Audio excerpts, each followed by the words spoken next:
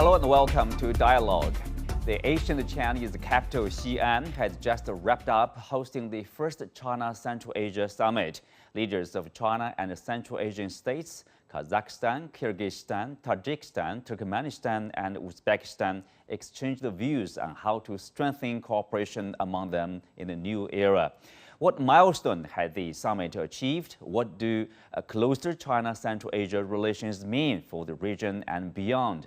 To answer these questions and more, I'm glad to be joined by Professor Wang Jian from the Northwest University of China, Zoon Ahmed Khan, Research Fellow of the Center for China and Globalization, and Anna Tangen, independent current affairs commentator. That's our topic. I'm Xu Qinduo.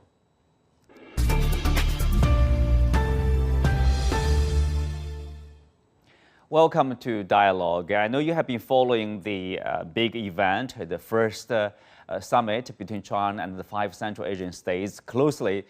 So what's your biggest takeaway after the leaders of the 6 countries gathered in Xi'an, for the China Central Asia Summit? Wang Jin, that's your city. I will start with you. What's your biggest takeaway? First of all, I feel very proud because this is a very, very important political event held in Xi'an, very near to me, and I feel kind of proud. I feel a little bit arrogant because this is the very first time that such a big political event held in my city. And also, I think this event is very meaningful and important to China and as well as to the Central Asian states. They are our neighbors, and this is the very first, this kind of style multilateral summit held between China and Central Asian countries. So I think the meeting itself is very important, and for the city Xi'an, this is very important. For the resident, as a resident of Xi'an, I feel very proud, and I held very, very positive believes that the prospect for the multilateral exchanges and cooperation between China and Central Asians will be very, very bright and will be very, very prosperous in the future. Zoon, so what stood out in your mind, when you see leaders, go together, facing the journalists and of course, the documents one after the other about the outcomes, about what they have achieved? Well, firstly, thank you, Qinduo, for having me on the program. I will completely resonate with what the professor just said about the significance of this visit. We know that China-Central Asia relations are extremely important. As someone who's also studying the Belt and Road Initiative, since I started my China journey, the importance of the Central Asian countries in that vision of connectivity between continents, between countries, and between cultures is absolutely very high. And I'll also add quickly that I feel incredibly proud of Xi'an as well. I've recently, in the last couple of years, had the opportunity to visit Xi'an, visit the museums, and understand that the historic significance of Xi'an as the former capital and as the initiator of the Silk Road, which inspires this cooperation, is felt very strongly today. And I'll quote quickly also that one of the things that amazed me was how the museum staff that was showing us all of those artifacts and that heritage and history emphasized that Chang'an had 10% foreign population at its peak period. So the importance of exchange, cultural cooperation, understanding each other is very high. The significance of this visit, well, we know that even if we talk about the Belt and Road Initiative, Central Asian countries play a very vital role. We know that China and multilateral cooperation among regions, including, for example, FOCAC, has had very positive impact and have also helped regions collectively strategize what are their priorities as regions. So I think when we go into the major statements and also the cooperation aspects that are coming out, we see from agriculture, from infrastructure, from tourism, from mobilizing people, allowing people to travel between China and Central Asia, and otherwise, thinking about the domestically driven priorities and then synergizing the region as a whole is very important. So I think this is an example. This is a major step forward, and I think that this can set a trend for other regions as well to think about collaboration with China, because I think we all agree that regions prosper together. So this is an opportunity to expand on the synergy that the region has experienced since the mid 2000s, when initially the major investments and infrastructure development in Central Asia via China, because of China. Well, there's a tech glitch over there. So Anna, if you look at this first summit between leaders of China and the 5 Central Asian nations, this is basically an upgrade from previously foreign ministers meeting every year. This is the first summit, and then they'll make it a regular mechanism. The leaders will meet every 2 years since now. And of course, if you look at the outcome, you see, basically cooperation basically in every area you can think of. So are we entering a new era of cooperation between China and the Central Asia countries here? No, I think it's more of just a logical trend. Remember, this all began with the Belt and Road Initiative, which unlocked, especially these landlocked countries, gave them dry ports where they could get, their goods and resources to markets, not only China, but elsewhere. Remember that, the Belt and Road connectivity is 2 ways. It gives all of these countries many outlets. And I think that's been received very, very positively. On a geopolitical basis, I think it was very important that Xi Jinping was making it clear that, everything that is necessary to protect territorial integrity, independence, respect for each of their country is, the main goal of this kind of idea. So I think this assures them. And then economically, very important. Xi Jinping didn't talk about a framework. He actually put real dollars down, 22 billion with Kazakhstan alone for expanded pipeline and to ensure that they can develop a lot of their energy resources, not only just for the Chinese market, but elsewhere as well. So very, very important because it's solid steps, very, very different from what's happening in Hiroshima. And I think it's worth mentioning, at least symbolically, the difference between it. You have a meeting going on in Hiroshima, the scene of one of the worst humanitarian catastrophes in the world, that is talking about how to divide the world, whereas in Xi'An, you have this new Belt and Road Initiative, which is talking about how you can prosper more. But differences over there. We will come back to that a little bit later. And Wang Jin, you mentioned the Xi'An, so the city where you are living. I want you to talk more about Xi'An, which is the starting point of the Asian, Silk Road. When people talk about the Asian Silk Road, I think people, refer to or think of this prosperity, a period of prosperity, stability, and a strong business, across different regions, different countries. So, well, we are having the summit in Xi'an, so probably that's also the idea of the leaders of the nations here to let's achieve that kind of prosperity, stability, and also close relationship. Yes, I very, very strongly agree with you because Xi'an is a city not only important ancient city for China, but also a very, very city with very strong symbolic meaning to show that China's close and strong willingness to cooperate with the external countries, especially the Central Asian states, because we have to know that Xi'an. As just Zoon and other guests has already mentioned, that Xi'an was a very important capital city of China. And when we are talking about Xi'an, the city always reminds us of the very glorious histories inside China. For example, the Tang Dynasty, especially the Tang Dynasty. And when the Tang Dynasty was strong, Xi'an was even the very, very center, one of the very centers in the world. So when we are talking about the Xi'an, this is the symbolic for China's, not only for China's its own strong power, but also we are talking about the strong sense of inclusiveness, the strong sense of aspiration for more cooperation with external world. And we're also talking about the peace that co-constructed between that time China, the Tang Dynasty, with the other neighboring country, the neighboring powers. So when we are talking about Xi'an, so especially the summit is held in Xi'an. So we hope to reconstruct the Silk Road, as you mentioned, and also that we hope to revitalize the old Silk Road into the new era to create the kind of the win-to-win or the mutual beneficial scenario for China and Central Asian states, as well for China and other states under the Belt and Road Initiative, based on co-shared and also the co-discussion principles. I think it is very meaningful and also will benefit everyone. Well, Zoon, you earlier mentioned about synergizing development both in China and other regional countries here.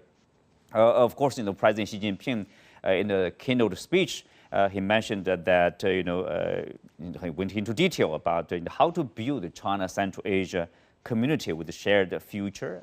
He made some proposals on bringing the two sides together, expanding economic ties, to strengthening cultural exchanges and safeguarding regional peace. Tell us more about that, this community for shared future. It seemingly stresses very much about the sharing spirit and the common development here. Very, very true. Chindo, absolutely correct. I think this concept of a community with a shared future is also, inspired by a sentiment that countries, especially global South countries, have felt, that we do not want to be divided. We also talk, I'll bring here again, that Bandung spirit, the initial Bandung spirit, which was a key driver for countries that were considered global South, that still are, that we need to think about, we need to envision a way forward that is not about divisions, that is instead about pragmatic, real concerns, real priorities that regions and countries need to set for themselves. So I think, now, as we have entered we've seen a lot of changes in the 21st century. We have seen the rise of China. We have seen the rising importance within developing countries, within regions that were considered the periphery of the world, that they need to take, they need to have a sense of ownership. They need to have a sense of, they need to be respected, their territorial integrity, their domestically conceived path needs to be respected. All of these are very important concepts. And countries in today's world need to be thinking about the real challenges that they are facing as nations and as regions. So when President Xi talks about a community with a shared future, this is the entire emphasis. A stable, a prosperous, a safe Central Asia, a region where young people have increasing opportunities, where you have infrastructure development as well, that can mobilize the resources, mobilize opportunities, is absolutely significant. And also we know that Central Asian countries have really, not just Central Asian countries, developing countries, especially across the world, are deeply inspired by China's own journey. So I think when we talk about, when President Xi emphasizes the spirit, the vision, the perspective, and as Einar also mentioned, this is a natural trajectory. We have seen these developments step by step moving forward. And today is this summit is going to really consolidate that journey. It's going to further engage different aspects, different spheres of development that those countries, that Central Asian countries, have also been thinking about. So it's actually very detailed. They have, as I earlier mentioned, gone into even technical education, skills development, agriculture technology.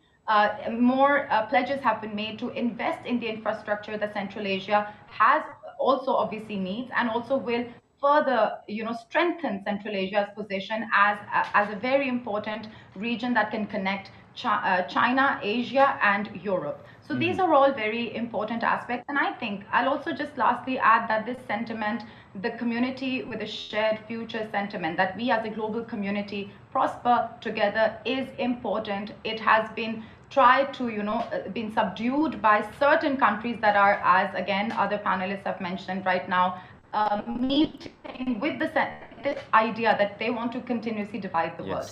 And a community with a shared future is not only a refreshing, but a much needed vision that countries resonate with. Vision of inclusiveness.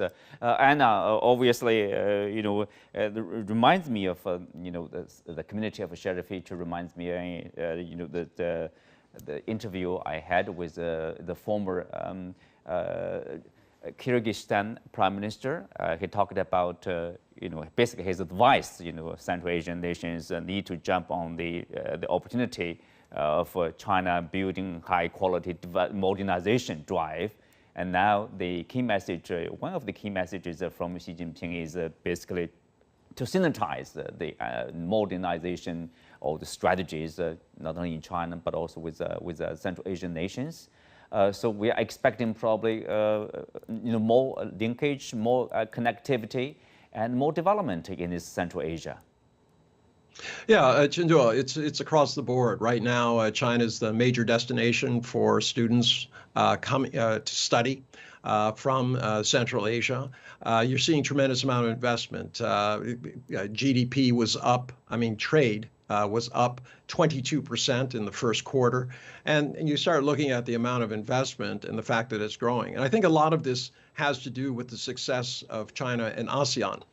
When countries, Central Asia looks at how well things are working there, they understand that China is not a hegemon. It is not coming in and imposing its value. It's offering trade, a very different proposition from other offers that they're getting currently. So I think that's the important part, that China has a model that it can point to that's been successful, that Belt and Road is working. And it instills confidence in other countries. But I said this is a very complex issue. It involves a lot of geopolitical issues, obviously, and China is trying to, pour water on what could be a smoldering set of flames. All of these countries are very nervous about what's happening in Ukraine, and I think China is saying, look, we stand squarely in this idea that there won't be any separatism, extremism, and we will stand behind you. The territorial integrity of countries was mentioned directly by Xi Jinping, and this is something that these countries wanted to hear. Mm-hmm. Well, and a follow-up question you mentioned about, of course, basically the stability issue, sovereignty, territorial integrity, and these regions, obviously, for many countries, there are, let's say, ethnic issues, religious extremism sometimes, even terrorism, for example, from Afghanistan there, and of course, there's also an issue, a concern, let's say, external interference or the so-called color revolution. Xi Jinping mentioned the three forces, and also the countries need to work to resolve this regional security dilemma. Tell us, why is this a concern in the first place? In particular, like a color revolution or external interference in the region. Well, you have the National Endowment for Democracy, which says that it's a nonprofit, but it's actually funded by the U.S. government and overseen by Congress. Their latest budget is $330 million, which is an annual budget, and that is to be used to, in essence, color revolution. They want to use that to, in essence, influence, as they would say. Other people would say they're looking for regime change. They're active in 90 countries, and including all of the countries that were mentioned. So they're pushing their point of view. The U.S. believes in American exceptionalism, that there is only one path and that the U.S. knows it and needs to lead everybody to it. I don't think the rest of the world, given recent history since World War II, believes that that's the case, especially if you're in Central Asia or the Global South. Yes, stability is probably the prerequisite for development, for growth. Wang Jin, Xi Jinping also said that he talked about expanded trade and investment. In particular, for example, the construction of the Line D natural gas and more oil and gas trade with the region. China is important in terms of economic development and modernization for the Central Asian nations, trade. But of course, it's also equally important for China, this region, in terms of the resources, in terms of connectivity, given their geopolitical location, right? Yeah, exactly. Because from China's perspective, the Central Asian are very crucial for the future development of China. Not only we are talking about the energy cooperation, because actually there has already been very close connection, and cooperative connection and the network between China and Central Asian states, as you mentioned, the pipeline, and also as well for the gasolines, and maybe in the future more and more other natural resources cooperation between China and Central Asian states will be developed and explored. So I think the potential for the natural resources cooperation will be very great and will be very prosperous. And meanwhile, we also need to know that during the summit, what we find out after this summit, they release a lot of the cooperation documents. That in these documents they encourage the more exchanges, people-to-people exchanges, and economic cooperation, tourism, and financial cooperation, and a lot of other aspects of the cooperation between China and Central Asian countries. I think these also suggest a very, very prosperous future between China and the Central Asian cooperation, and also will pave the way for a more broader and more brighter, more deeper cooperation levels between China and Central Asian countries. So that's why we call it the summit is important, and also we call that now the kind of the mechanism, multilateral mechanism, not only covering political issues but also covering the economic, social, and cultural exchanges. That is a very, very important set of the mechanism, framework that will pave the foundation for future multilateral cooperation between China and Central Asian states. One thing you mentioned about this mechanism, of course, they are they will build basically this regular mechanism of meetings, of dialogue between at the minister level. My sense, my impression is like there are 8 or 10 probably, or even more. Such a dialogue mechanism will be held between the two sides. I would say that's important. In addition to, of course, there's a 2-year interval of the summit in China or in Central Asia. So this regular dialogue, regular meeting among senior officials. Obviously, they are very serious in terms of developing a cooperation in a variety of regions between the two sides. Yeah, yes, I think the different levels of the ministerial level meetings that has already been organized, has already been agreed to organize and to arrange in the future will become the very, very important backbone for future cooperation between China and Central Asian states. Because when we are talking about the summit, okay, they are important. They are the highest leaders between the different nations. They came here to sit down to talk. That is for the political meaning. They are of course the political meaning are very great. But when we are talking about cooperation, that means this kind of the political goodwill that reached during the summit should be implemented through different ministries, through different governmental branches, establishments. So that needs the different levels of the ministerial summit or the ministerial meetings to implement this kind of the goodwill of the political cooperation, economic cooperation, financial cooperation, social cooperation, and other cultural cooperation into details. So that is why when we mentioned, and also we noticed that during this meeting, there has already become the consensus that in the future, yes, there has already been 8 or 9 ministerial level meetings in the future that has already been agreed to organize and arrange. But I think in the future, these kind of the ministerial level meetings will be further encouraged, and maybe more and more ministerial levels meetings between different other ministers will be organized. So that's why we call it the future cooperation between China and Central Asian states will be very positive. We are very confident about it. We are proud about it. So there's a lot to look forward to, obviously. The Zoon, in terms of like people-to-people exchange or cultural exchanges, so we know that Kazakhstan, the largest nation in Central Asia, they will allow visa-free stays for up to 30 days for Chinese citizens. Of course, it's mutual. And you have Uzbekistan also approved 2 weeks visa-free travel for Chinese tourists. And Kyrgyzstan is working on a similar deal with the Chinese side.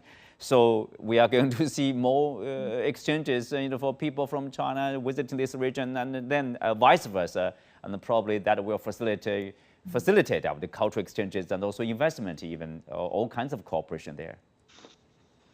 Very true. I mean, I think this is honestly one of the most, if I say, a development that can really expedite that vision, that perspective that China Central Asia cooperation needs to and can indeed move to the next level.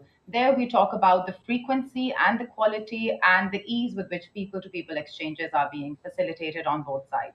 So I think, I mean, imagine, if someone is just thinking of a Central Asian person sitting in Kyrgyzstan, Uzbekistan, just thinks about, okay, I want to visit a certain XYZ city in China or a village, and think about, how we can work together. Being able to go easily is definitely going to facilitate, is going to proliferate the frequency with which people conceive opportunities and with which they can put them forward.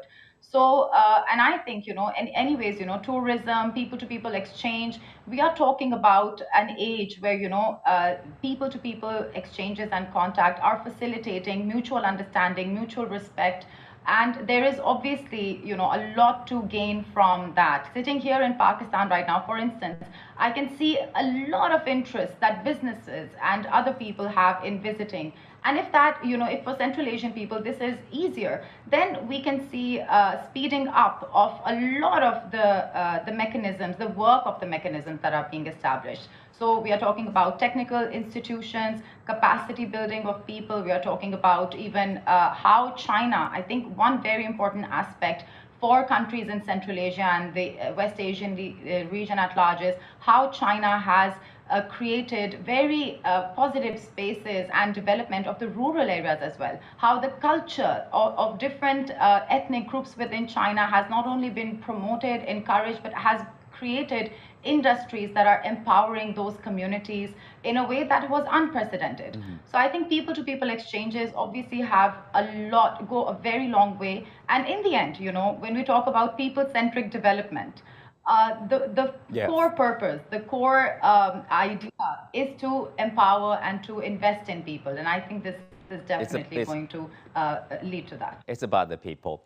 So Aina, you earlier mentioned about this, Hiroshima, the G7 summit there. If you take a look or simple comparison, you do see like this, summit in Xi'an, it offers, it features basically inclusiveness, common development, win-win cooperation.